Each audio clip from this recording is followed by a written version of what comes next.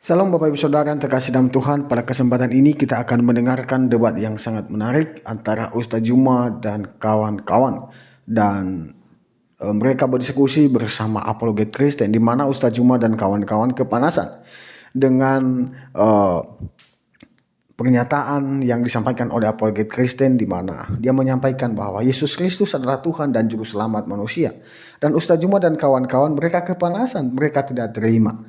Maka dari itu mari kita simak secara baik debat ini, dan mari kita memberikan komentar yang baik dan positif.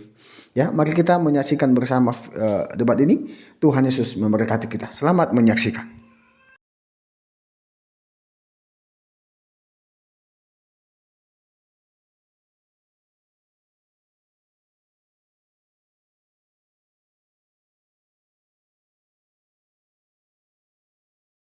Ayub 11.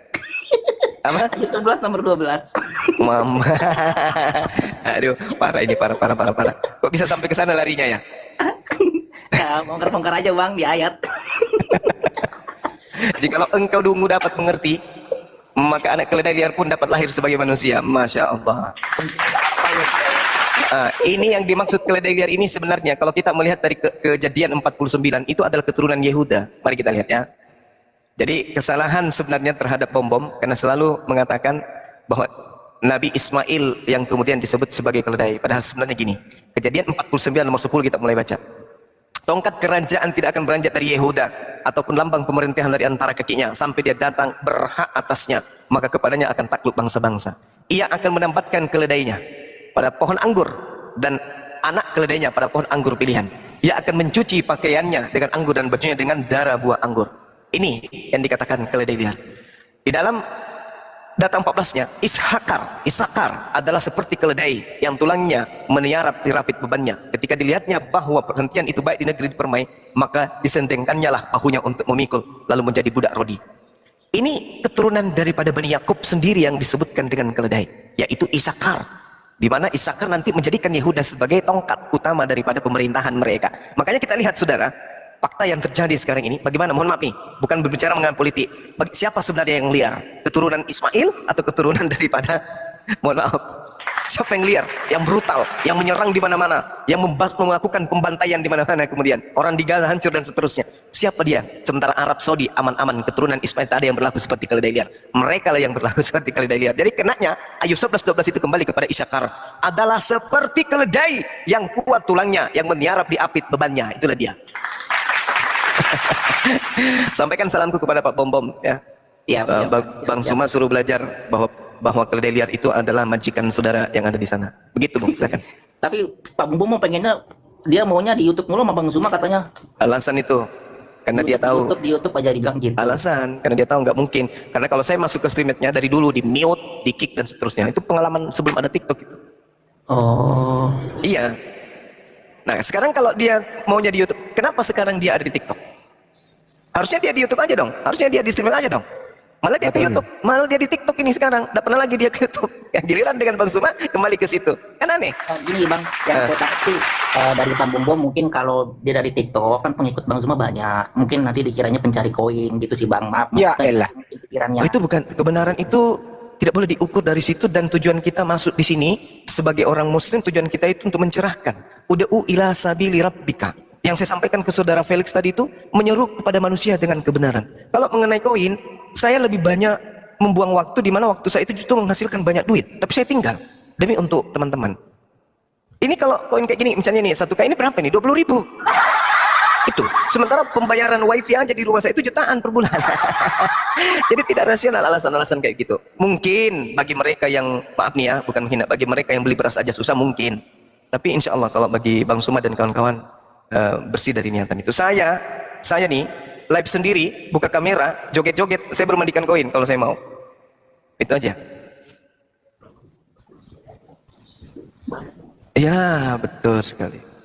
Jadi itu alasan Pak Bom itu tidak rasional, itu alasan hanya menghindar aja. Itu aja intinya. Oke, siap-siap nanti aku sampaikan ya Bang ya. Siap. Ya, aku izin turun ya buat siap. Buat makasih Bang. Lanjutkan seperti itu. Ya, makasih ya Bang Suma. Makasih. Ya. Bagaimana Bang Felix setelah mendengar perdebatan tadi? Halo, Felix. Jauh dari perangkat kayaknya. Ya, kita sapa aja dulu, ini ada Mangitar Siagian. Selamat malam Mangitar, silakan dibuka mic-nya. Sebenarnya saudara kita itu membawa dalil Ayub 11:12 itu kenanya ke dia. Kalau menurut saya sih, sebelum bom-bom diskusi, lebih baik dia belajar sikat gigi dulu. Karena kalau penjelasan seperti penjelasan saya Bang Handi tidak dimengerti, berarti orang itu jatuh kepada status apa? Tiap. Dungu. Enggak, bukan dungu, dablak. Dablak. Ini dalil Ayub 11 nomor 12. Orang-orang oten yang tidak mengerti penjelasan saya, uraian saya tadi, berarti dia orang dungu. Dungu, ini dalil. Jikalau orang dungu dapat mengerti, maka anak keledai liar pun dapat lahir sebagai manusia. Jadi kalau ada yang tidak mengerti penjelasan saya, berarti memang statusnya dungu. Beda dengan saudara Felix. Mereka orang-orang seperti ini orang yang berakal. Tapi kalau ada yang tidak mengerti penjelasan saya, berarti dia dungu. Kalau sampai dia pintar, maka anak keledai pun bisa lahir sebagai manusia. Nah, berarti mustahil semacam Pak Bom-Bom, semacam Victoria, CP, Congorpedia bisa mengerti penjelasan saya. Mustahil. Karena kalau dia mengerti penjelasan saya, berarti anak keledai bisa lahir sebagai manusia.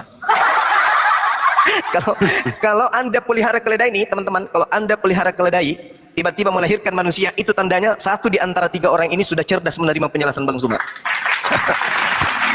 Kalau Anda pernah, kalau suatu hari nanti Anda mendengarkan kemudian Bom-Bom jadi mu'alaf, atau CP Pedia kemudian Congorpedia mu'alaf, atau Victoria kemudian mu'alaf, itu bertanda di dunia ini akan terjadi seekor keledai melahirkan manusia. Ya, karena hanya orang dungu yang tidak mengerti penjelasan saya. Nah, kecuali orang yang pura-pura dungu, gitu ya. Tadi kalau tendangan yang kepada Nabi Ismail keledai liar ditangkis sendiri oleh Kejadian 49 nomor 10, nomor 11, 12, di mana ternyata anak Yakub lah yang disebut keledai. Kenapa? Karena mereka membalikkan terjemahan yang harusnya parah, mereka gantikan menjadi peri. Peri menjadi keledai, padahal yang sebenarnya Nabi Ismail itu adalah parah. Kenapa Nabi Ismail disebut parah? Karena Nabi Ismail adalah laki-laki yang subur. Kenapa dia merupakan laki-laki yang subur? Karena dia akan menurunkan keturunan yang sangat banyak, selaksa pasir di pantai, bintang di atas langit. Itu nubuatan Allah kepada Nabi Ismail.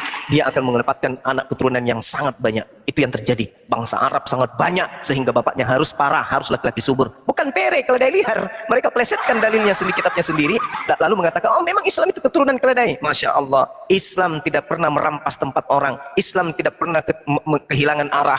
Islam tidak pernah kemudian menjadi penumpang di tempatnya orang. Islam tidak pernah mengusir kemudian untuk merampas tempatnya orang dengan cara liar. Islam perang dengan cara-cara etika dan moral yang baik. Itu yang perlu dipahami. Tidak ada umat Islam itu bersifat keledai. Justru yang bersifat keledai yang selalu datang mengganggu perekonomian, yang selalu datang mengganggu politik, yang selalu datang menjajah bangsa orang lain. Itulah keledai liar. Jadi tuduhan keledai liar itu diketampol sendiri ya di dalam Kejadian 49 nomor 14. Isakar adalah seperti keledai yang kuat tulangnya dan meniarap diapit bebannya. Ketika dilihatnya bahwa perhentian itu baik dan negeri itu permai, maka disendengkannya lah bahunya untuk memikul, lalu menjadi budak rodi. Adapun Dan, ini berbeda. Semua anak-anak Yakub dinubuatkan kemudian oleh Yakub di dalam Kejadian 49. Termasuk Benyamin. Benyamin adalah serigala, Isakar adalah keledai. Semua ada nubuatannya. Jadi kalau Benyamin keturunannya seperti serigala. Filipi 3, aku adalah dari Bani Israel keturunan Benyamin. Berarti aku adalah serigala. Gitu ya teman-teman. Silakan. Tapi kan memang dia diperkuat dengan 1 Korintus 4:10 gitu loh. Iya, benar Bang. 1 Korintus berapa? 1 Korintus 4:10. Oh, koloknya, makasih. Tapi itu belum seberapa Bang Handi. Kejadian apa yang diurai di 1 Korintus 4:10 itu memang karena akal dimatikan. Akal mereka matikan memang. Di dalam 2 Korintus di dalam 1 Korintus 1 nomor 19. 1 Korintus 1:19 dikatakan begini. Aku akan menghilangkan kecerdasan orang-orang terpelajar dan kemampuan berpikir cerdas akan kulenyapkan. 1 Korintus 1 nomor 19. Itu terjemahan yang asli. Dalam bahasa Yunaninya, apollomi, sophia sophos, kai Sunises senesus ateteo. Aku akan menghilangkan kecerdasan orang-orang terpelajar dan kemampuan berpikir cerdas akan kulenyapkan. Begitu Bang Andi. Itu surah Paulus tuh. Tapi kalau ini loh bom soal makanan itu ya. Kalau di atas meja itu cuma di mangkok yang satu ada tai sapi. Mangkok yang satu ada sate sapi. Tapi pinter dia milih sate sapi. Kenapa dia nggak milih tai sapi? Berarti akalnya masih ada dong kalau soal makanan. Itu adalah kodratnya dia. Kodratnya dia itu Bang. Yang mengangkat kemudian keinginannya untuk makan sate karena lambung ususnya itu tidak cocok dengan tai sapi. Tapi giliran Cocok untuk jadikan masker. Tapi giliran untuk membedakan antara halik dan malu kok jadi akalnya nggak jalan. Itu dia Bang Andi, kan sudah dibilang. Aku akan menghilangkan kecerdasan orang-orang terpelajar dan kemampuan berpikir cerdas akan kulenyapkan. Itu pengakuan Paulus di dalam 1 Korintus 1 nomor 19. Makanya 1 Korintus 4 yang tadi 10 ya menjadi dungu itu karena memang ini kan dalil nih Bang Andi. 1 Korintus 1 19 kan memang dalil tuh kan. Di situ dikatakan bahwa aku akan menghilangkan kecerdasan orang-orang terpelajar dan kemampuan berpikir cerdas akan kulenyapkan. Sehingga tentang konsep bertuhan yang diajarkan oleh Paulus itu tidak pakai akal lagi. Seperti itu. Tapi soal duit, uang 100.000, 50.000, dia paham. Iyalah kalau nggak paham berarti dia gila permanen. Kan belum gila-gila amat. Masih ada gila-gilanya sedikit memang. Tapi Pelik ngerti lah, bisa membedakan yang mana tai sapi, yang mana sate sapi. Bisa dibedain ya Bang Pelik ya? Bang Pelik. Iya, Bang Pelik. Jadi kita itu kan diberi akal. Mudah kok itu basicnya. Mana yang Tuhan, yang mana utusan Tuhan. Mana tai sapi, mana sate sapi. Mudah itu sebenarnya. Tapi giliran donasi, wih, mereka pada cerdas, mikir-mikir, ngitung-ngitung duit. Bertengkar ya Bang Andi ya? Bertengkar malah. Tapi giliran untuk masalah konsep ketuhanan kok pada cakar-cakaran di antara mereka. Bom-bom, Mongol Hirdi datang ribut. Woi, apa kau? Oh, Wanes. Apa kau Tritung? Nah, ini kok semakin kayak gini gitu loh. Datang lagi Unitarian. Apa kau? Penyesat. Datang lagi Saksi Yehova. Apa kau? Apa namanya? Tidak menuhankan Yesus. Ya itulah basic-basicnya saja. Mereka ini ribut. Gitu Bang Andi ya. Kenapa ya kira-kira ya? Padahal barang gampang membedakan antara utusan dan pengutus. Dari mana ya? Dari kecil doktrin apa gimana sih ini? Ini orang-orang kayak gini. Masa nggak bisa bedain yang mana manusia, yang mana yang menciptakan manusia? Masa manusia diciptakan terus dimasukkan unsur Tuhan pencipta dalam dirinya, kemudian disamakan dan itu adalah setara dengan Tuhan. Kepada aku telah diberi kuasa di langit dan di bumi. Nah, bukti dia Tuhan kan, diberi kuasa. Aku adalah jalan kebenaran dan hidup. Satu-satunya jalan yang benar. Dia adalah Tuhan kan. Dia bisa menghidupkan orang mati. Membuktikan dia Tuhan. Giliran dia makan dan tidur dia tidak direken. Kan gitu ya. Hilang akalnya. Hilang akalnya seketika hilang akal. Bener juga Bang Andi. Kadang ada benar-benar Bang Andi. Ya sederhana-sederhana saja sih kayak gitu orang-orang. Siapa yang mau naik? Anak Batak. Mana dia? Tunggu, saya naikin. Mana? Mana? Gak ada kok. Yang mana yang mau naik nih? Enden Merdeka siapa coba? Muslim ya? Bang Pelik kok diam aja Bang Pelik? Iya, saya dari tadi saya menyimak terus karena saya juga harus mengantuk. Kok dulu nih kalau sampai dia ngomong kecil suara. Ya, saya ini sudah mengantuk tadi. Saya cuma menyimak saja. Tapi Bang Pelik mudah kan membedakan yang mana pencipta, yang mana yang diciptakan ya? Mudah ya membedakan itu ya? Iya, ya, saya sudah tahu itu. Terima kasih. Kalau sudah tahu itu, artinya kamu akalnya berfungsi. Sudah bisa membedakan duit 100.000 sama 50.000 ya? Iya. Sudah bisa membedakan yang mana gabah, yang mana nasi. Betul. Sudah bisa membedakan Yesus dan yang mengutus Yesus. Bisa dibedain nggak tuh? Bisa. Bisa. Nah sekarang keputusannya yang mana yang dituhankan? Maksudnya gimana? Yang mana yang Tuhan? Yang mengutuskah atau yang diutuskah? Udah jelas yang mengutus. Yang mengutus. Berarti Yesus utusan, bukan Tuhan dia ya? Jelas, dia utusan. Oke, tepuk tangan untuk Felix. Udah jalan akalnya. Selamat tinggal Bom Bom. Ya, selamat tinggal.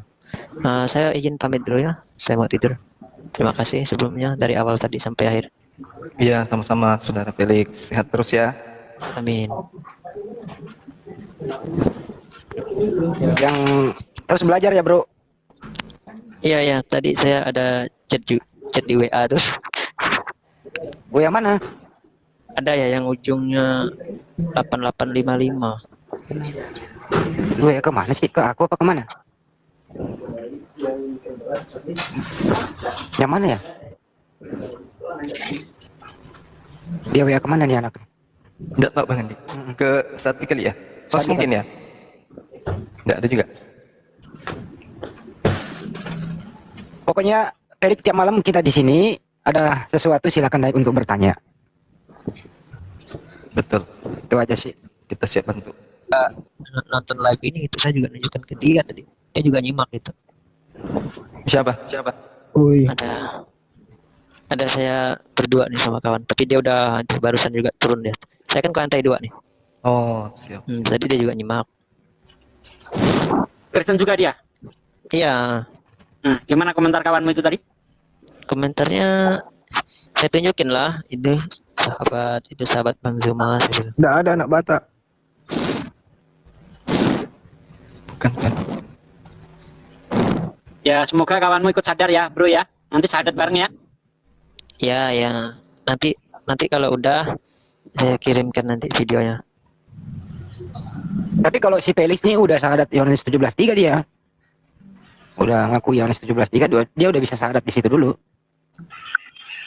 Selamat malam. Malam. Malam. Malam. Izin bentar ya, ini yang komen anak Batak, anak Batak nggak ada request minta permintaan mau naik. Dari tadi aku standby, nggak ada. Udah cuekin aja. Nggak tidur. Ya, biarin aja lah. Silakan, Pak Sik. Tidur. Ya, zigzag. Ini gini abang-abang ya. Saya ini masih dalam persimpangan abang-abang. Sebetulnya saya sudah lama mengikuti apologet ini. Bentar. Anda Islam Kristen?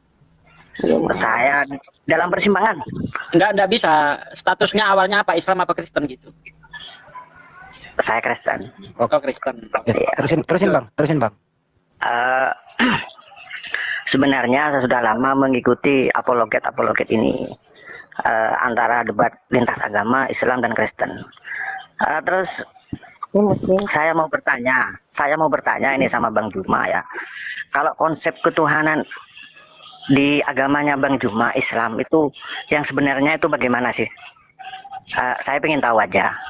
Soalnya saya sudah lama mengikuti, kayaknya penjelasannya itu ya terkadang masuk akal, terkadang enggak gitu.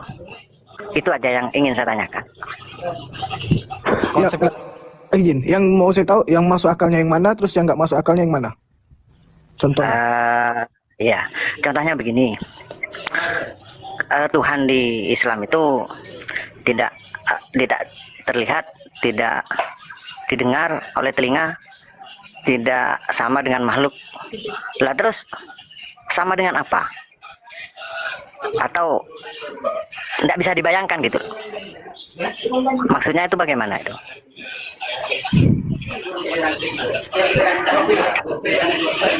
Oke, saya jawab ya. Di mute dulu bang, biar enggak bisik bang. Iya ya.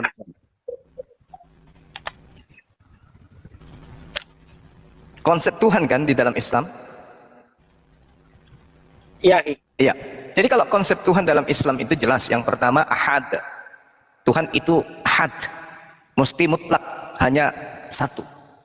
Tidak bersekutu, tidak apapun. Hanya satu.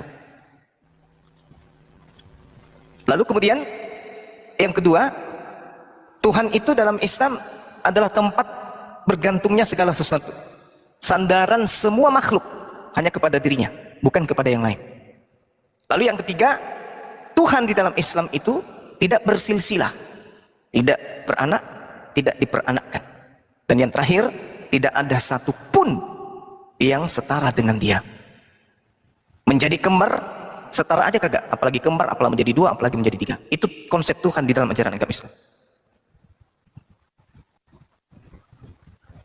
Gimana bang? Oke bang. karena katanya Abang Juma tidak bersilsilah. Yes.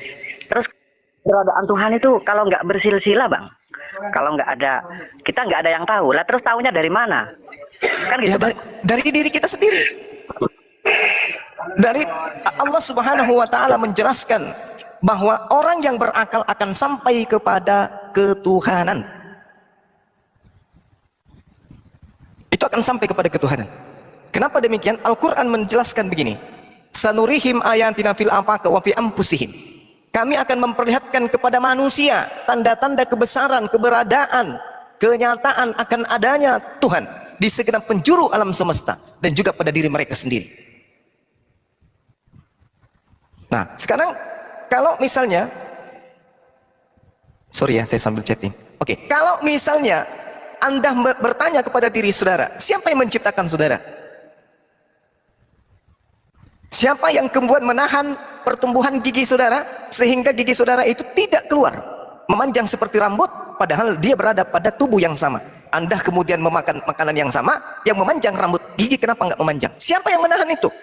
Anda. Siapa yang menahannya? Nah, kalau masalah gigi nggak sudah memang sudah kan, Bang? Gimana? Sudah apa? Kan sudah ketentuan itu. Yang menentukan siapa? Ya dari fisik kita, Bang. Oh, fisik Anda yang menentukan itu. Dari mana Anda tahu? Bisa rupanya fisik Anda ya mengatur semua itu ya. Hebat.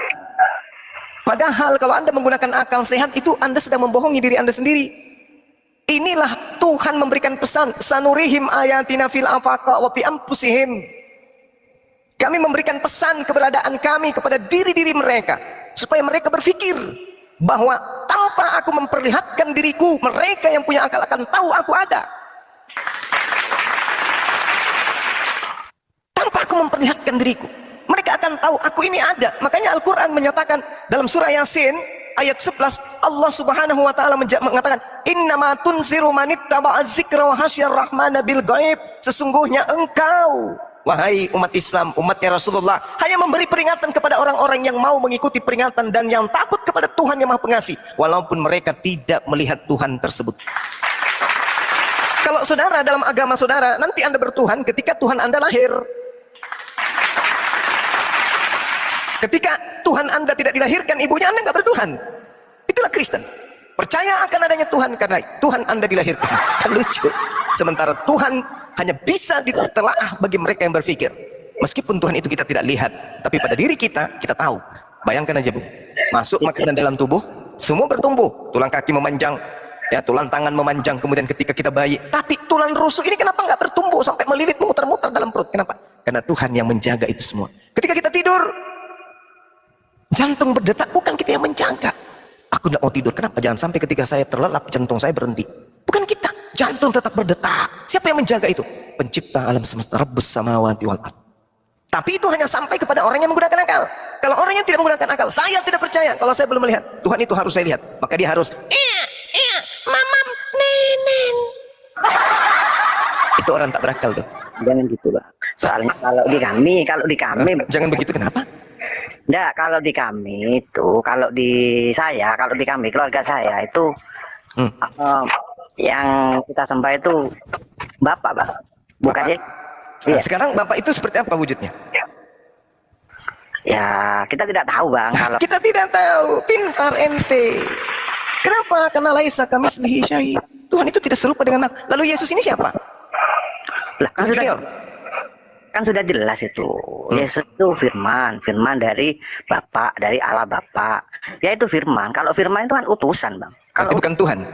Ya bukan lah, Bang. Oke, bagus. Bukan. Alhamdulillah. Ini misal ya, Bang ya. Soalnya ini saya udah lama, Bang, sebetulnya, Bang, udah berapa tahun mengikuti, cuma nggak berani saya, Bang. Mau masuk ke roomnya Abang ini nggak berani saya gitu loh. Baru sekarang ini saya itu terbuka, Bang. Iya. Bisa berani masuk ke roomnya Abang. Saya teliti para pendeta Abang yang berdebat itu, yang saya anehkan dari para pendeta itu, dari golongan kami itu, kalau menjawab kok muter-muter ya, Bang. Itu yang saya anehkan itu, apa yang ditanya terkadang dia itu muter-muter. Jadi saya agak ini bang, lama-lama katanya abang kalau orang berpikir, jadi saya berpikir bang kok begini agama saya ini. Itu yang kurang ya apa ya bang? Kayaknya itu abang itu sudah menjelaskan dengan jelas dengan data, tapi nanti masih berdebat lagi. Sepertinya malu bang, kami itu agak malu bang mendengarkan gitu bang, agak malu bang. Iya. Jadi gimana bilangnya ya? Kalau di Islam itu bang, ini mohon maaf nih, Al-Quran mengatakan bahwasanya orang-orang kufur, orang-orang kafir ini itu semisal seperti hewan. Bahkan kata Al-Quran mereka lebih rendah dari hewan. Kenapa? Karena mereka tidak menggunakan akal. Nah sedangkan saya sering mengatakan saudara-saudara Kristen boleh hebat dalam segi akal pada saat berbicara mengenai duniawi, misalnya berbicara mengenai ekonomi, berbicara mengenai politik, berbicara mengenai temuan-temuan, berbicara mengenai matematika, fisika, orang Kristen hebat. Tapi ketika berbicara mengenai ketuhanan, berbicara mengenai agama, berbicara mengenai kitab yang mereka anggap suci, seketika Kristen tak ada gunakan akal sama sekali. Makanya kalau mereka berdiskusi dengan kita menggunakan standar akal, mereka menggunakan standar doktrin dan dogma, pasti belepotan, pasti kacau, kalang kabut. Kenapa? Karena mereka hanya menggunakan standar akal-akalan dalam beragama. Sedangkan yang disebut agama itu adalah pesan ilahi. Kalau berbicara mengenai pesan ilahi, murni mutlak harus bersih dari kesalahan. Sebuah buku ekonomi, sebuah buku yang berstandar kemudian pendidikan yang sifatnya munafik, ya, munafik dalam sebuah pengajaran, maka buku itu harus mencerminkan suatu simpul, di mana simpul ini melahirkan satu sandi-sandi, di mana sandi ini menghasilkan hasil yang mutlak bisa dijadikan sebagai sebuah karya. Artinya buku yang dibuat oleh seorang profesor seperti buku kimia misalnya, itu harus ada manfaatnya dan berfungsi untuk satu keberlangsungan kehidupan manusia. Ini buku yang dibuat oleh seorang profesor. Bagaimana buku yang dibuat oleh yang menciptakan profesor? Apakah bisa ada kesalahan di dalamnya? Mustahil. Kalau ada dua masalah. Tuhannya gagal menjadi Tuhan yang baik, atau buku itu hanya karangan manusia yang dianggap sebagai kitab suci. Inilah yang membuat lisan para pendeta susah untuk berdiskusi dengan Bang Suma dan apologet Islam Indonesia. Kenapa kami dari apologet menggunakan akal, sementara teman-teman datang hanya menggunakan kepercayaan, iman, doktrin, dogma? Susah. Kenapa bisa demikian? Karena isi bukunya tidak rasional. Itu isi buku tidak rasional. Kenapa tidak rasional? Karena tidak dihasilkan dari pewahyuan, hanya dihasilkan dari terjemahan ke terjemahan. Bagaimana bisa sampai kepada kebenaran absolut? Tak bisa. Contoh nih sederhana, orang ke gereja, kebanyakan dari teman Kristen ke gereja, nyembah siapa? Manusia. Siapa namanya? Yesus. Bagaimana? Itu, ya silakan. kalau kita pertemuan bang itu mesti bayar 20.000 bang. Apanya tuh? Perpuluhan itu. Tunggu, Bayar Izin, Bang. 20.000. Apa kalau di perpuluhan tuh Bang, dari mana? harus biasa, bayar apa satu-satu enggak? Dari bayar-bayar dari mana? Nggak ada itu. Bohong. Ada di tempat saya Perpuluhan itu ada. ada. Ya, Bang, perpuluhan Anda izin. ada. Tidak. Bang Zigzag ini asli Itu saya mana? kelas. Madura. Bang Zigzag. Maduranya mana? Nggak Oh, ada. enggak. Saya di Bukan. Jember, Jawa Timur. Jembernya mana? Jawa Timur Jember. Iya, Jembernya di mananya? Jember kota. Kota mana? Jember lah. Iya, aku tanya daerahnya Jember toh. Kotanya mana? Oh, iya. Desanya mana? Nanti saya Kaliwates. calling kan. Kaliwates Mojopahit. Gerejanya namanya? Gerejanya itu Namanya? ya Santo Paulus. Ayo, yang benar. Santo Paulus. Sampai cek Benar. aja sudah. Oke. Iya. Sampai cek aja sudah. Ada Iya. enggak Santo Paulus Bu? Di Jember? Iya. Ya, coba. Ya, saya bantu cek deh. Ya. Kalau Bang Dian sendiri apa? Bang Dian tadi katanya Katolik ya? Saya Katolik dari lahir. Oke, Saya Bang. Bang. Sama Bang Juma ya tanya ya. Ya, silakan. Maaf, assalamualaikum dulu. Waalaikum. Shalom. Oh, ada ya, benar-benar ada ini. Iya. Bahkan ada SMA-nya juga Katolik ya. Ya. SMK juga. SD. Iya, SMK Santo Paulus Jember. Ada. Bro. Ada di Kaliwates kok ada, aku kemarin lewat situ kok. Bener-bener. Dikira bohong ya? Dikira Iya, bohong. Enggak, sampai Enggak lah. jemaatnya toh. Ngapain bohong? Iya, saya tanya sampean jemaatnya toh. Nah, Iya. pemimpinnya namanya siapa, romo siapa? Saya sudah saat ini jarang hadir, Bang. Jarang hadir ya karena itu saya orang nggak punya, Bang. Oke, Jadi kalau orang nggak punya, romonya siapa nggak tahu, pengurus kosternya aja. ada yang namanya Pak Hari, Bang. Oh. ya udah. Aku mau tanya sama Bang Juma nih. Oke, aman ya. Abangnya ya. Silakan Izin ya, Bang. Bang ya. Oke. Iya. Bang, aku mau tanya nih, bener nggak sih kalau di Islam tuh membunuh orang kafir itu halal darahnya, Oh, nggak boleh. Kecuali dalam perang. kecuali dalam perang? Kalau Iya. seandainya dia pindah agama itu halal darahnya? Nggak. Nggak halal ya? Siap. Oh ya. Berarti kalau seandainya ada yang menghina Muhammad atau menghina Islam tuh halal juga darahnya nggak ya? Menghina Nabi Muhammad itu sudah banyak di Indonesia dan tak ada yang pernah dihalalkan darahnya. Oh, berarti Kecuali- Kecuali dalam perang. berarti untuk ustadz-ustadz yang bilang halal darahnya dibunuh itu berarti bohong gitu ya? Itu dalam perang. Enggak, Kan maksudnya di Allah- lingkungan kita nih, di Oh, lingkungan enggak, kita. enggak. Nggak boleh. Begitu. Berarti memang nggak boleh. Anda yang menyimak separuh itu penjelasannya. Mm-mm. Ya ampun Bang, aku tuh di kampus tuh Quran aku belajar, sejarah Islam aku belajar. Oh, berarti selama ini Anda diuber-uber Islam untuk dibunuh ya? Enggak, bukan Oh, maksudnya enggak. diuber-uber, maksudnya kan ada Kirain sudah ada yang datang kepada Anda untuk membunuh Anda. loh. Justru di agama Islam itu ya satu-satunya agama yang mengajarkan kemudian tidak boleh membunuh hanya di Islam itu. Oh, oke. Berarti Al-Quran mengatakan begini, Bung. Saya bacakan dalil supaya lain kali nih. Kata benar ala bani Israel annahu man qatala nafsa bi ghairi nafsin aw fasadi fil ardi faka'annama qatala nafsa jami'an. Nah, di situ diterangkan apa? Barang siapa yang membunuh kemudian satu manusia orang saja bukan karena perbuatan kerusakan di bumi, berbuat kerusakan di bumi, maka dia sama halnya membunuh semua manusia. Itu di Islam. Nah, barang siapa kemudian memelihara kehidupan satu manusia, kata Al-Quran, maka dia seakan-akan memelihara kehidupan seluruh umat manusia. Al-Quran surah Al-Ma'idah ayat 32. oh gitu benar. Yes. Ya, tapi kalau menurut Abang nih, pendapat Abang pribadi ya, Iya. sebagai seorang Islam kan dari lahir, itu kalau untuk bom bunuh diri itu yang dilakukan oleh Islam sesat itu bagaimana pendapatnya? Padahal mereka mengambil dalil-dalil yang ada di Quran kan? Mati konyol itu udah. Itu haram, matinya haram. Tidak ada di Al-Quran seperti itu. Oh, Nggak ada. Al-Quran justru An-Nisa ayat 129, jangan kau bunuh dirimu, itu perintah. Barang siapa yang bunuh dirinya kekal di neraka. Ayo. Gimana cerita itu? berarti Bang Juma nggak mendukung itu ya berarti ya? Oh, enggak dong. Oh, iya. Siap, enggak boleh. Bunuh diri itu enggak boleh. Al-Quran surah An-Nisa ayat 29. Jangan kau membunuh dirimu. Jangan. Itu perintah. Rasulullah Muhammad SAW mengatakan apa?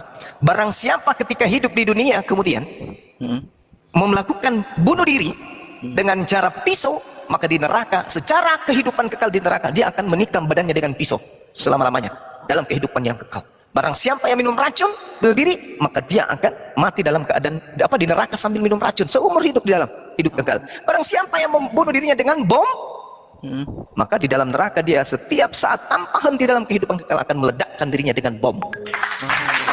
Hadis muttafaqun alaih. Artinya hadis ini sahih, disepakati oleh para Ulama. Iya. ulama, betul. Iya. Ulama hadis. Gitu. Nggak boleh. Untuk Berarti mereka sesat berarti ya? Sesat. sedikit lagi nambahin. abang-abang, saya mohon izin pamit dulu. Jangan dulu, lu di sini dulu bentar. Gue belum ngobrol sama lu. Bentar. Bentar dulu. Sedikit saya tambahin ya. Jadi gini Bang ya, di Islam itu dalam situasi perang saja itu dilarang merusak tempat ibadah, Iya. dilarang membunuh pendeta, para rahib, dilarang membunuh anak-anak, dilarang membunuh perempuan, dilarang membunuh wanita, dilarang menebang pohon, dilarang membunuh hewan. Iya. Ini situasi perang Bang. Bagaimana di situasi damai di Indonesia ada orang merusak gereja? Ini sangat terlaknat Bang. Ya, Nggak boleh sayangnya di Islam kok ya. nggak ada yang berani menyuarakan itu, nggak ada berani yang Kata dukung. siapa? Kita sering menyuarakan itu. Tiap hari bro. Tiap hari sering kita suarakan. Gini, saya kenapa bisa ngomong gitu tuh contohnya aja ya. Wilayah saya kan Kalimantan Selatan gitu loh. Membangun gereja aja susah. Nah, itu terkait dengan peraturan pemerintah. Nggak ada Perdagangan. kaitannya dengan Islam, Bang. Anda tahu peraturan pemerintah membangun gereja? SKB 2 Menteri. Iya, Tahu? tapi kalau lingkungan tidak mendukung kan tidak ada. Lah ya, peraturannya apa aja, Bang? Aku untuk aturan aku nggak begitu anu. Nah itu dia, makanya nggak usah ngomong kalau nggak tahu. Iya. Ya Makanya. harus ada 60 orang jemaat minimal. 90 Pak. 90 Begitu. ya. Terus harus ada mendapat persetujuan 60. warga setempat 60 orang. Ini terpenuhi enggak? Oh itu Benar. sudah. Kalau itu terpenuhi, maka tidak boleh dirusak. Kalau ada yang rusak, saya orang yang paling di depan untuk menghalang-halanginya. Yang bener bang. Iya. Inilah Kristen ya, selalu lebay, selalu bawa informasi-informasi kayak gitu. Saya nggak lebay Pak. Cuma Lebay saya Kristen di ini, lapangan. bogang gereja, dilarang. Saya ini orang lapangan, Bung. Saya orang lapangan. Orang mendirikan gereja yang datang, orang dari luar datang ibadah di sana. Mengganggu orang sekampung. Mungkin Anda hidup di mayoritas Islam. Terus kemudian Anda mau mendirikan rumah ibadah dekat tempat Anda. Orang-orang datang dari jauh datang, kemudian setiap hari ibadah kalian datang parkir di mana-mana. Itu yang mengganggu masyarakat di situ. Banyak di tempat kami di sini, sama di belakang rumah saya tuh. Mohon maaf nih, ada gereja Batak di sana. Tak ada orang Batak di sini kok. Kok pikiran gereja di belakang kampung sana ada gereja Batak? Nggak ada orang gereja tinggal di tempat saya ini. Nggak ada orang Batak. Tapi giliran hari ibadah dari sono datang berkerumun di tempat kita di sini. Itulah yang menyebabkan kemudian terkadang warga nggak suka. Jadi gereja ini apa, Kristen itu lebay kalau dalam hal-hal kayak begini. Lupa kalau mereka ini adalah agama penjajah. Sedikit-sedikit gereja dilarang, gereja gini. Waduh. 300 tahun loh pembawa agama kalian membumi hanguskan Nusantara ini dengan bom, sedikit-sedikit bom. Rodi. Korban 40.000 jiwa kuburannya di mana-mana di Nusantara ini, Bung. Apa teriakan mereka? Halilintar, halilintar. Jadi jangan lebay. Kalau Islam itu gini, Bung, kalau Islam itu agama yang seperti Anda pikirkan, begitu kami berhasil mengusir majikan dari orang tua kalian, tempat ibadahnya kami ratakan dengan tanah. Orang-orang yang menjadi mata-mata, pemuat nafsu Belanda dan seterusnya kami habiskan, kami kubur hidup-hidup. Faktanya tidak. Begitu Belanda berhasil kami usir, apa yang terjadi? Orang yang menjadi pengikutnya, orang yang menjadi kemudian penjilatnya, kami biarkan dengan rumah ibadahnya masih berdiri sampai hari ini kok. Jadi, kok selalu baik. Harusnya yang diselesaikan adalah, kenapa saya menjadi pengikut agama penjajah? Apa yang salah dengan kakek saya? Apa yang salah dengan buyut saya? Nusantara dijajah 300 tahun. Kok bisa-bisanya saya menjadi pengikut agamanya? Ada apa dengan kakek nenek saya pada saat itu? Itu yang harusnya Anda tanya. Tapi gini Bang Juma. Gitu. Nenek saya itu pindahan dari Islam semua. Gimana? Kakek nenek saya itu semuanya pindahan dari Islam semua. Mungkin dia PKI. Loh, terus PKI. kalau Anda mengatakan kakek nenek Anda dari Islam kemudian menjadi pengikut penjajah, ada apa? Saya juga nggak tahu. Nah itu tanya ke mereka. Standar. Siapa tahu mereka adalah komplotan PKI, karena ada tahun-tahun di mana pengikut komunis itu adalah orang Islam semua. Ketika kemudian mereka dibasmi, mereka tidak mau lagi ke Islam, mereka pindah ke Kristen. Enggak gitu. Oh enggak gitu. Fakta, Bang. Tanya kepada mereka, itu fakta. Sejarah itu. Itu sejarah. Iya. Coba tanya, kakek, kenapa Anda tahu bahwa penjajah beragama begini, Tuhannya bernama Yesus, tempat ibadahnya gereja, kenapa kita menjadi pengikut mereka? Almarhum kakek saya itu bilangnya dulu sebelum meninggal, kenapa dia meninggalkan Islam itu karena Islam itu ribet. Oh, Satu, ternyata harus dia pengikut. puasa. Jadi kakekmu ingin memuaskan nafsu, lalu Kakekmu diatur. itu ingin nggak mau diatur sama Tuhan. Kakek durhaka. Dia maunya diatur sama penjajah. Terus yang kedua itu kakek dari ibu tuh. Bro, udah bro, diam dulu. Aku mau nanya Anda dulu satu. Oh ya, Masalah darah halal dan tidak. Kenapa Anda menghalalkan darah Yesus di tiang salib? Lebih parah itu, Tuhan dihalalkan dari. Kenapa? kok menghalalkan darah? Anda setuju nggak Yesus disalib berdarah-darah kayak gitu? Ya saya setuju. Kenapa Anda menghalalkan darahnya? Ya itu kan karena memang sudah kehendak Masuk Bapak di Banyumas, surga. empuk. Kehendak Bapak di surga. Mana tunjukkan dalilnya, coba dalilnya mana? Tunjukkan dalilnya Tuhan menghendaki pembunuhan terhadap Yesus. Mana dalilnya? Aku tuh nggak buka Alkitab, buka HP aja bang. Ya udah. Keluar TikToknya. Nah, itulah doktrin. Itu doktrin. Sedangkan Tuhan yang kalian sebut Bapak tidak mau Yesus itu mati. Karena gini loh bang, gini. Dosa itu harus ditebus dengan darah. Darah manusia atau darah hewan? Bisa dengan darah manusia, bisa dengan Mana darah dalilnya? hewan. Mana dalilnya? Aku nanti kalau tak buka TikToknya nanti ketutup. Ini Anda ini kuliahan kok nggak ngerti kitabnya sendiri sih? Aduh, kan harus dibuka dulu katanya dalilnya. Kita ini nggak perlu buka-buka Bible langsung tahu ayatnya di mana-mana. Bro, gini loh, nggak ada dalil di Bible Anda itu ya menghalalkan menginginkan darah pembunuhan. manusia, menghalalkan darah manusia nggak ada. Aduh, maksudnya tuh Mau debat dengan saya sambil tiduran nggak perlu buka Bible gimana? ya coba abang mau nyanggah apa silakan. Ya itu darah manusia kenapa dihalalkan? Iya tadi dosa itu harus ditebus dengan darah. Darah apa? Dengan tai sapi juga bisa. Dengan cium batu bara Sudah juga di bisa. hukum Taurat sudah seperti itu, Bang.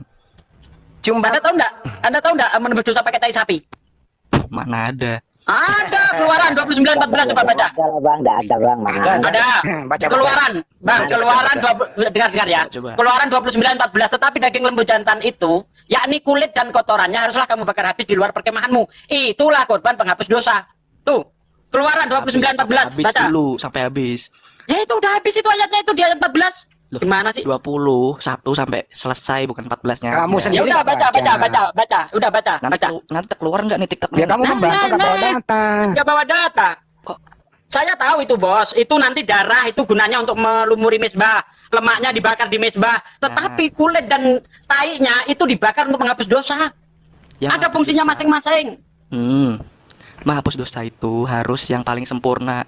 Korbannya tidak boleh cacat, tidak punya kecacatan fisik maupun apapun. Nah itu. Tapi dicacatkan tangannya dibolongin.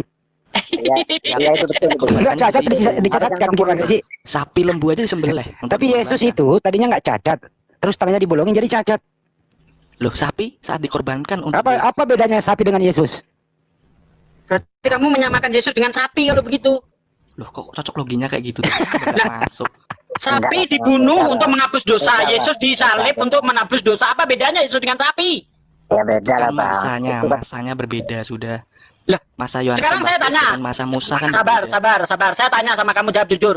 Sapi disembelih, dikorbankan untuk menebus dosa, betul? Iya, Yesus disalib untuk menebus dosa, betul? iya. Nah, apa bedanya sapi sama Yesus? Masanya berbeda. Oh, masanya doang yang berbeda, tapi kan Masa statusnya sama kan? Taurat itu pada saat masa Musa dan sampai terakhir. Terus Sampai terakhir kapan? Berarti Yesus bohong. aku belum selesai toh bang, kok dipotong terus. Dan Anda pakai ayat dong. Sampai terakhir tuh ayatnya mana gitu loh. TikToknya. Ya udah, buka aja dulu. Kalau mau debat siapkan data biar nggak asumsi. Aku tuh nggak debat, aku kan tanya tadi ditanya awal tadi. Kayak saya gitu loh, yang ngomong langsung ada ayatnya, ngomong langsung ada ayatnya gitu, bisa nggak sih? Sama, Siapa Bang, ngajak kita. debat sampai itu Tapi gini aja, daripada dapat kusir gini aja. Menurut Aku Anda, tanya Bang Juma. dengerin dulu.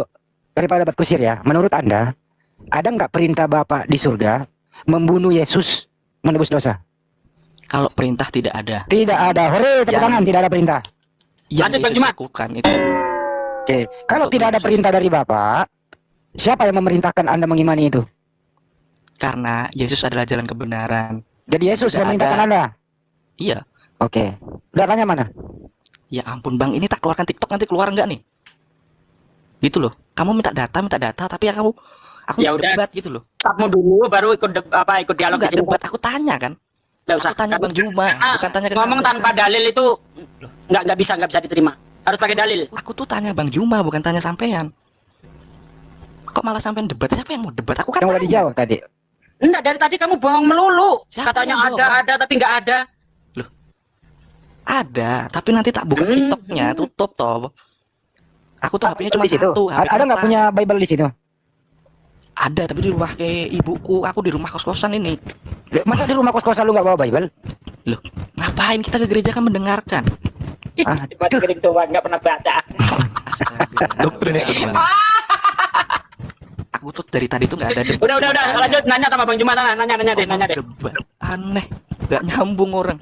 di debat diluruskan bro karena dari tadi kamu framing terus. Iya, mau bohong aja dari tadi. Kok friend? Aku mau nanya bang. Oh, tanya Bang Juma debat. Aneh. Orang tanya loh. Jangan nangis tapi Ya udah dia lanjut, apalagi mau ditanyakan dua Oh iya. pertanyaan silakan. Anu, satu lagi ya Bang Juma. Iya. Mumpung sama Bang Juma gue. Lama mau tanya. Iya, kenapa? Ayo. Kalau di Islam tuh memang bener ya, Nek. Anak menikah nih. Ya lo. Menikah di luar pernikahan. Ya. Terus beranak di cewek.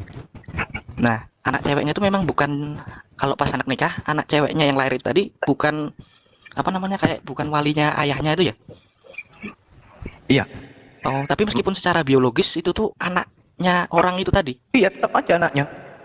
Oh, tapi untuk wali saat pernikahan nggak bisa ya? Nggak bisa. Karena dia Kenapa, Bang? Karena dia anak yang lahir di luar syariat. Oh, gara-gara syariat itu berarti. Oh iya, harus berdasarkan hukum. Kalau tidak demikian, maka seperti agama Anda. Di agama Anda itu tidak ada syarat sah nikah. Nikah ya. Nempel sama pelacur langsung jadi istri kalau di Kristen. Tidak Mau tahu sah. ayatnya? Tapi ada Gua kasih ayatnya ada kalau mau. sekolahnya dulu, Bang. Ya. Nggak sedih. Kalau mau ayatnya saya kasih. Enggak lah bang, kan ada aturannya cuy. Ish. Ya, aturan dari gereja, bukan Iya, dari ada kitab. sekolahnya, bukan ayatnya, ada sekolahnya dulu. Itu Kalau aturan nggak dari betah. gereja. Kalau nggak betah nggak bisa. Aturan dari gereja itu. Iya benar. Kalau dari kitabnya nggak ada. Nggak Kalau ada. menurut kitabnya nempel langsung jadi suami istri. Mana 1 Korintus 6 ayat 16, baca. Nah gitu dong, ngomong tuh langsung pakai apa ya? Ada pertanggungjawaban gitu loh. Jangan HP ku 2 bisa bang.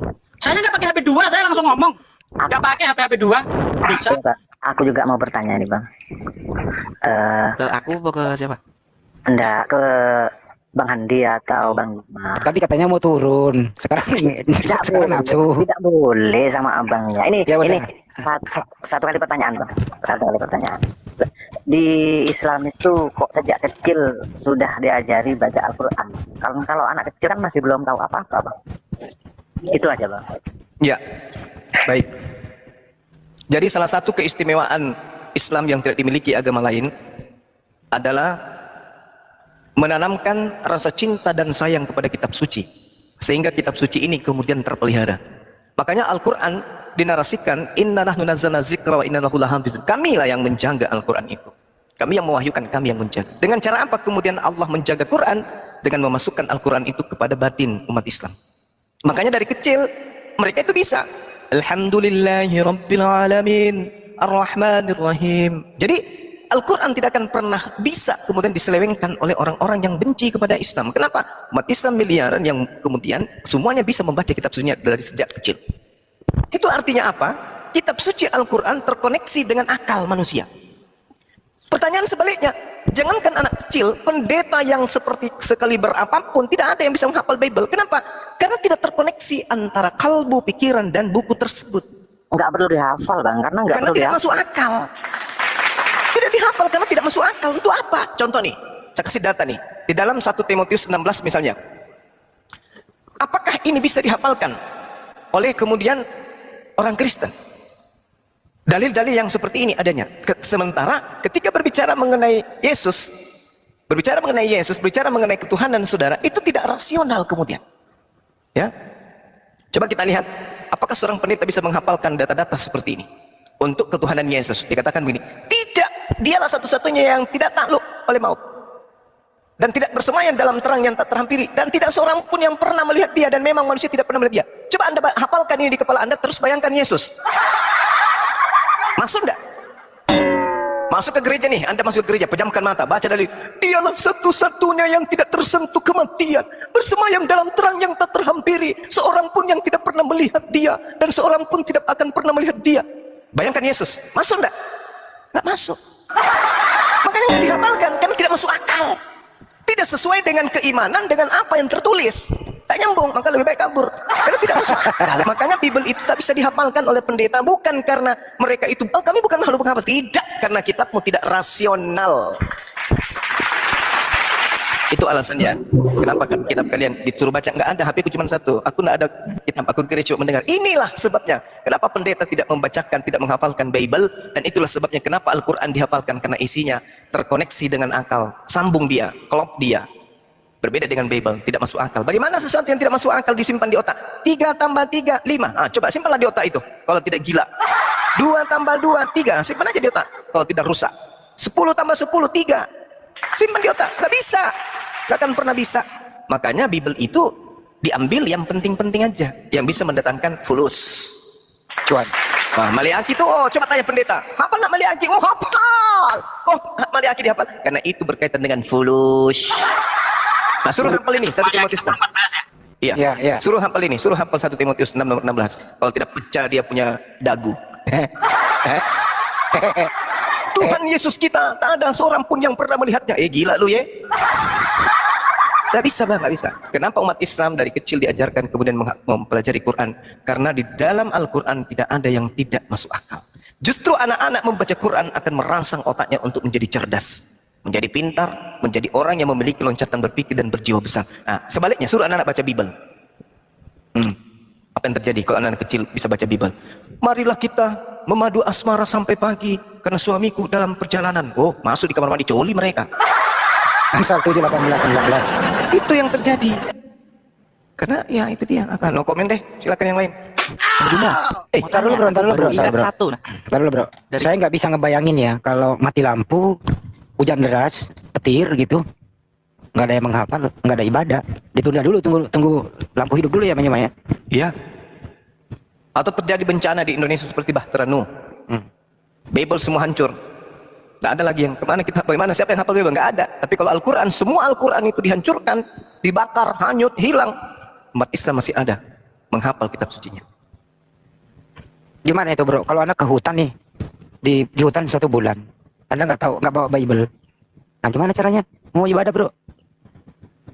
Bro? Bro? Aku kah? Di mute. Iya. Mute. Gimana bro? Mau ibadah?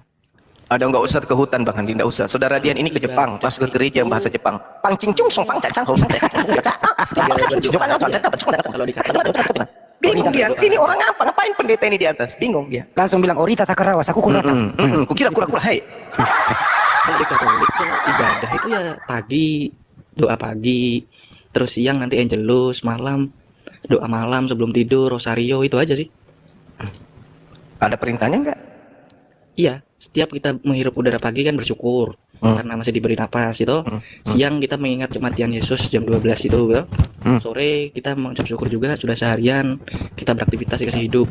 Malam kita rosario itu untuk mengingat bagaimana kisah sengsara Yesus saat disalib itu ya. Nggak, kalau ibadah Kristen Protestan nggak tahu ya. Gitu. Yesus sengsara. Ya, kalau Bang Juma baca sih di rosario itu kan nanti ada itu. Ada kisah sengsara. Dian sebenarnya kamu berdoa kepada siapa sih? Aku kepada Bapa di surga, Bukan kepada Yesus. Bapa di Bukannya ke surga, Bunda Maria. melalui Yesus Kristus bersama Bunda Maria. Nah gitu dong. Kenapa enggak berterima kasih kepada mereka yang telah membunuhnya, termasuk iblis? Karena semua itu harus terjadi, Bang. Oh gitu. Karena itu sudah rencana Bapa di surga. Berarti Bapak yang sengaja mengutus iblis untuk menyalibkan Yesus. Kalau iblisnya aku nggak tahu ya, pokoknya si siapa Yudas Iskariot itu ya. Itu di apa namanya? Dibilangi sama Yesus, lakukanlah apa yang kau lakukan. Ya ibaratnya menyalibkan terus apalah itulah, melaporkan. Berarti Tuhan juga yang membuat imam-imam kepala melakukan kesaksian-kesaksian palsu gitu. Karena imam-imam kepala itu kan masih ibaratnya mengikuti Yudism, Yahudi, agama Yahudi Musa pertama yang 10 perintah Allah itu. Jadi mereka ya ibaratnya merasa terhina. Kenapa orang ini kok Belajar Quran karena di dalam Al-Quran tidak ada yang tidak masuk akal. mengakui kayak Justru anak-anak membaca Quran akan Oh di mute tuh. hanya untuk menjadi cerdas. Wait mas. Ini memang sengaja itu. ya kenapa kok orang ini kok ibaratnya hari Sabat dilarang, padahal zaman Musa nggak dilarang. Ya loh, zaman Musa dilarang mengangkat tikar, tapi zaman Yesus ada kok diangkat. Jadi para imam-imam besar kan ya, mereka tuh marah kok ini. Hari Minggu boleh? Hari Minggu boleh? Ya kan hari Sabat tuh hari Minggu Sabtu toh. Sabtu sore mau ke Minggu 7 hari. Jadi 6 hari Tuhan bekerja, Ada. 1 hari mau muliakan. Ya hari Minggu itu. Sabtu sore mau ke Minggu pagi sampai sore. Yesus hari Minggu atau hari Sabtu? Apanya? Yesus Minggu atau Sabtu dia? Apanya? Ibadahnya. Pokoknya hari Sabat. Ya itu hari Minggu toh. Sahabat itu. Kenapa jadinya ke Minggu?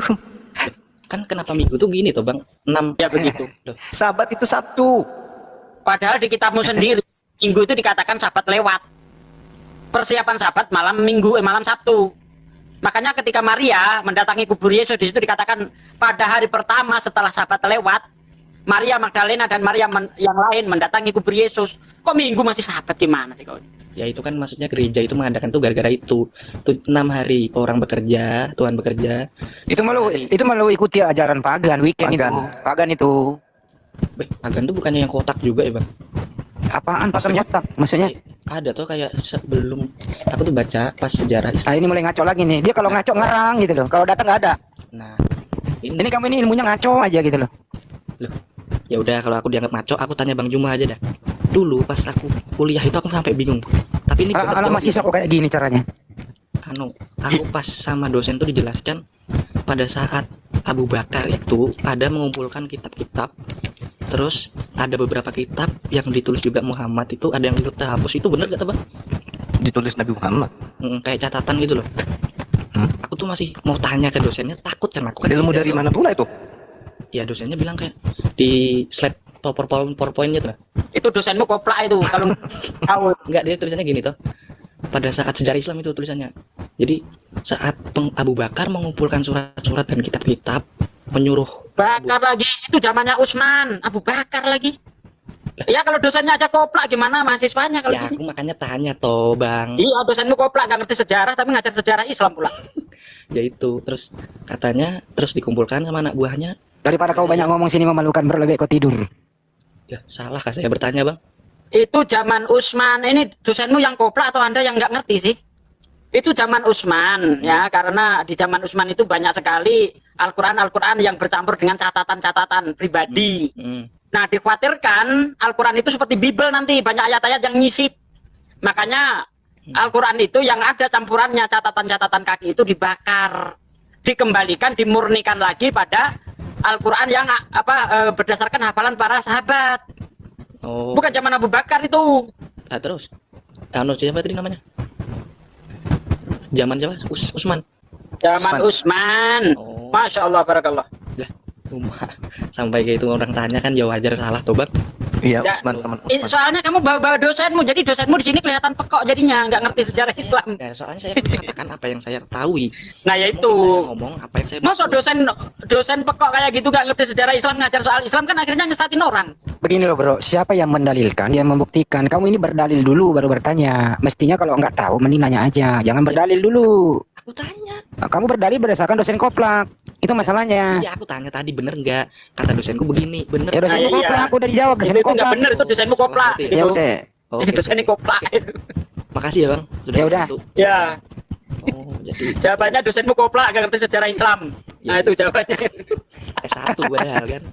Apalagi kayak saya kan nggak tahu apa-apa tuh. Aduh, parah. ya udah panggil Udah, dosen. Gini aja suruh udah. berhenti aja dosenmu deh itu. Ya ada waktu panggil dosenmu ke sini deh. Ah, panggil dosenmu sini deh. Kata Sugi Kristologi kau dosen koplak gitu. Dosen cewek dia, dosen Islam, ajar Waduh. sejarah Islam. Ah, mana ada orang Islam ngomong kayak gitu? Ada-ada aja kamu. Ada Bang, serius.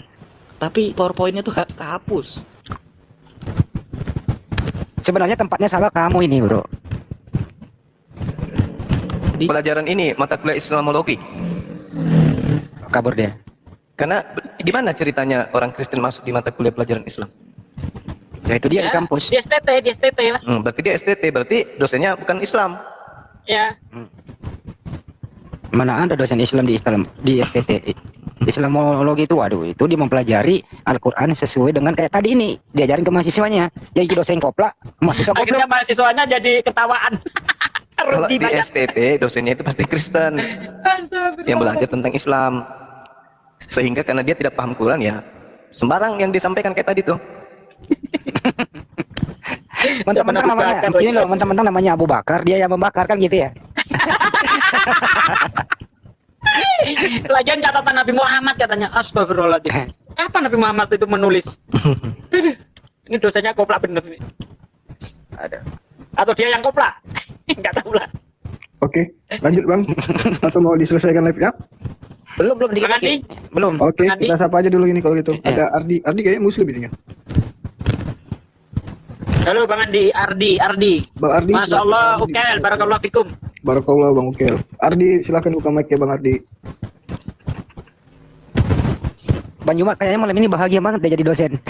Enggak, karena banyak Kristen yang ngefans sama dia. Teruskan perjuanganmu nak. Ya paman. Ajari mereka hal-hal yang mudah dimengerti gitu. Semoga mereka diterima di sisinya. Salah ya? Kok amin? Karena iya Islam dulu. Oh Islam dulu. Ya, nah, yang saya herankan tuh gini Bang Andi, kuliah di STT, tapi Bible nggak ada yang ngerti. Gimana sih? Assalamualaikum warahmatullahi wabarakatuh. Waalaikumsalam warahmatullahi wabarakatuh. Salam hormat bapak-bapak semua. Ya, salam hormat kembali Pak. Terima kasih Pak Sugi, Pak Handi, Bang Zuma.